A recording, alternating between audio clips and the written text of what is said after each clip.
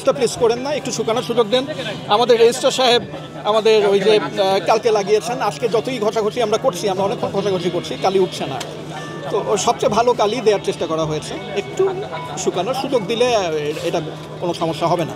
2 নম্বর হচ্ছে যে এই কালিটা আমাদের অনেকগুলো ধাপ আছে, সেই ধাপগুলোর মধ্যে একটা। এই কালি যদি কেউ ঘষে টষে আবছা করেও ফেলে, তার আসলে দ্বিতীয় ভোট দেওয়ার কোনো সুযোগ নেই।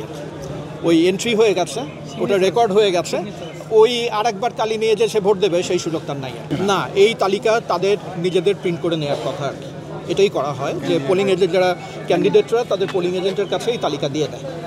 তো এখন যেটা হয়েছে প্রবাবলি তারা বিষয়টা বুঝতে পেরেছে কিনা অথবা অন্য কিছুও থাকতে পারে, তাদের অনেকের কাছেই তালিকা নেই।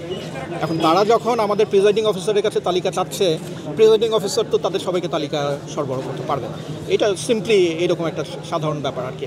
এই তালিকায় এখনও তারা যদি কোথাও থেকে প্রিন্ট করে নিতে চায়, অনলাইনে আছে, ওরা প্রিন্ট করে নিতে পারে। বহিরাগতদের ব্যাপারে আমাদের ইউনিভার্সিটির এটা আসলে আমাদের এখতিয়ারের বাইরের ব্যাপার। এই ক্যাম্পাসের বাইরে কি হচ্ছে না হচ্ছে এইখানে আমাদের কোনো জুরিসডিকশন নাই।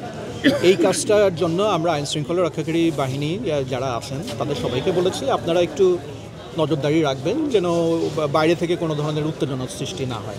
আমরা প্রেডিক্ট করছি যে প্রায় রাত শেষ হয়ে যাবে, আমরা সেটাই প্রেডিক্ট করছি।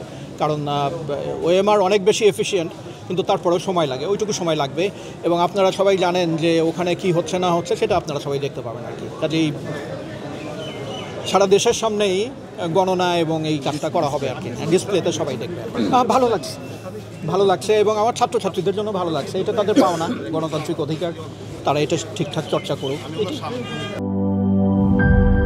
শিয়া বাটার ও ভিটামিন ই সমৃদ্ধ লিলি বিউটি সোপ, তারুণ্যময় উজ্জ্বল ত্বকের জন্য। রিমার্ক,